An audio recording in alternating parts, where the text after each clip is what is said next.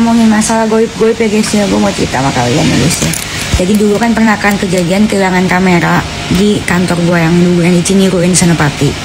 Nah itu kameranya bukan kamera yang di Colong Yuli, beda lagi, ini kamera 360. Waktu itu kan gue ngamuk-ngamuk kan ke satu kantor. Nah terus segitu tiba-tiba gue dikirimin surat yang isinya baca-bacaan gitu, ada nama gue. Nah terus gitu ada kayak minyak-minyak gitu, dan itu ditaruh di tempat kamera gue, ya kan. Gue udah tahu tuh jangan-jangan ini dukun apa-apa gitu, tapi gue cuek aja karena gue gak percaya dukun. Gue percaya Tuhan adalah segalanya guys ya.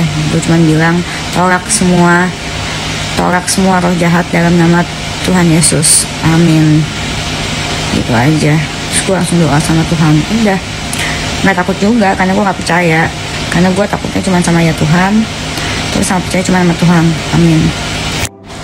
Ini semua belum selesai guys. Kalau kalian bilang ini semua selesai, kalian salah.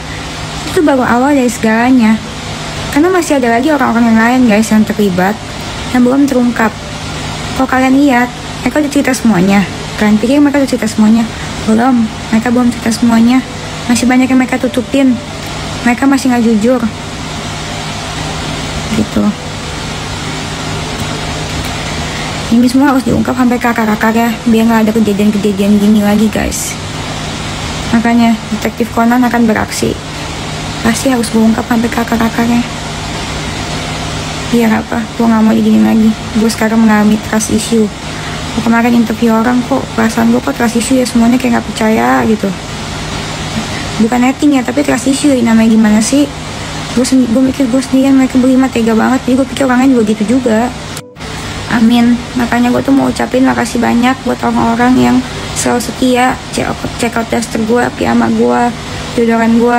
Kalau nggak ada kalian, gue nggak mungkin bisa sampai kayak sekarang sekuat ini. Kalau ditanya kenapa kuat, kenapa? Karena itu banyaknya dukungan dari kalian juga guys. Walaupun ada yang nawarin harga lebih murah, nawarin harga 10, nawarin kalian harga di bawah modal baju gue, tapi beberapa dari kalian tetap check out piyama gue guys. Itu yang bikin gue mau nangis, terharu. Aku mau ucapin makasih banyak banget orang yang WA gue dari kalian. Tenang aja kakak, aku pasti tetap check out piyama kakak, walaupun gue menangis kan. Nanti gue post deh besok ya WA-nya ya. Jadi gue punya langganan namanya Segar Sari. Dia bilang kakak, walaupun orang jual lebih murah, aku tahu itu barang corongan, makanya aku nggak mau ditawarin, juga nggak bakal mau. Aku tetap setia karena produk kakak bagus. Mau nangis tau gak sih gimana? Bener banget. Untungnya ada Jaden guys. Kalau nggak tahu lagi guys. Kalau nggak ada Jaden, gue udah di Singa. Gue pasti udah ke kampung ya. Gue pasti samperin ya guys ya. Ada Jaden yang bikin gue ngerem. Gue pengen kasih contoh yang baik buat Jaden. Lihat, lucu banget ya.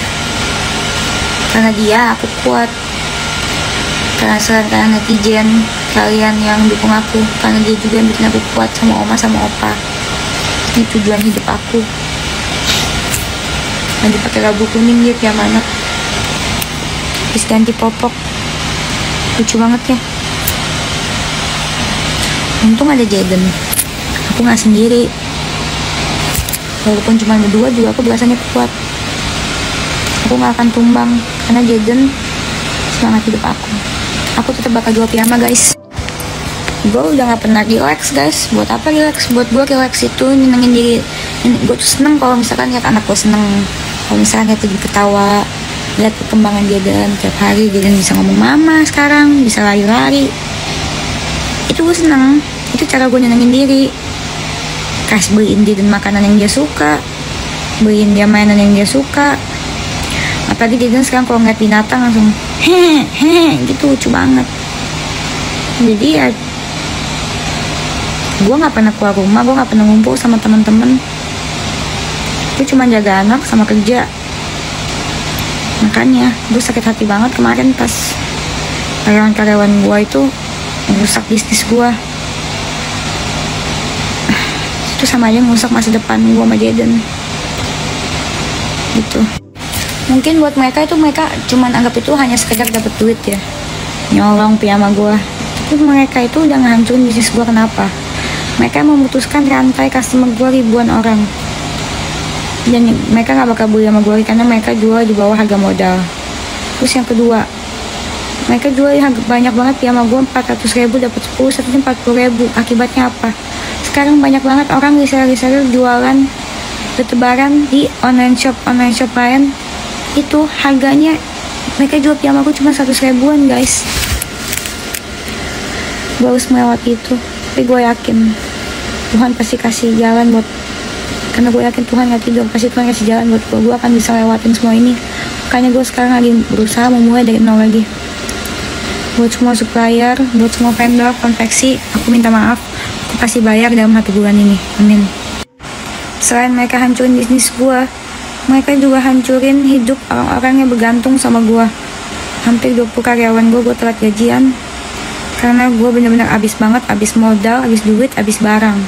Yang kedua, mereka juga ngehancurin hidup-hidup orang-orang konveksi yang bekerja sama gue, tukang jahitnya, yang punya konveksinya. Gue jadi gak bisa bayar konveksi.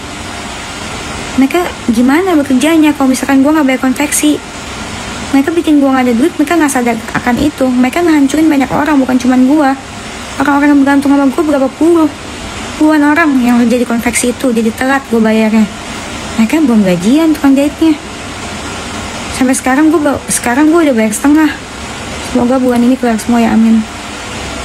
Mereka gak bisa makan karena akibat ini. Makanya banyak banget yang dirugikan, bukan cuma gue yang terjadi. Termasuk semua karyawan gue yang jujur juga kena imbasnya. Mereka ditelat gaji. Karena gue bener-bener kemarin habis barang, habis duit, habis modal, habis tenaga, habis pikiran. Tapi gue dibikin sakit hati. Gue lagi belajar memaafkan, tapi tetap proses hukum. Memaafkan untuk apa? Biar gue bisa kasih contoh yang baik untuk dia dan harus memaafkan orang. Dan gue memaafkan untuk diri gue sendiri, biar gue lebih tenang, lebih nggak sakit hati, dan lain-lain. Tapi proses hukum sih tetap jalan, nggak mungkin enggak. Gue udah bikin LP kok buat semuanya.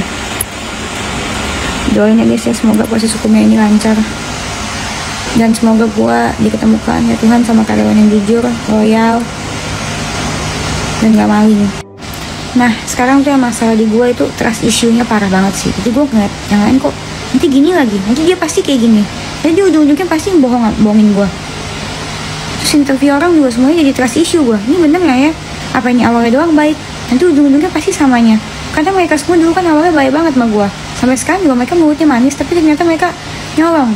Tiap hari mereka ngomong sama gue, katanya mereka kasihan sama gue.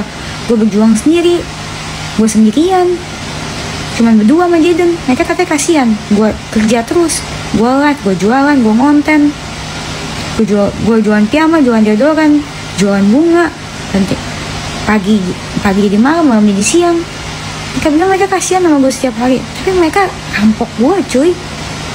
Lu bayangin, yang katanya kasihan sama gue aja bisa bohongin gue kayak gitu. Gimana yang lain? Jangan-jangan apa semua orang sama? Itu transisinya parah banget, gimana nih?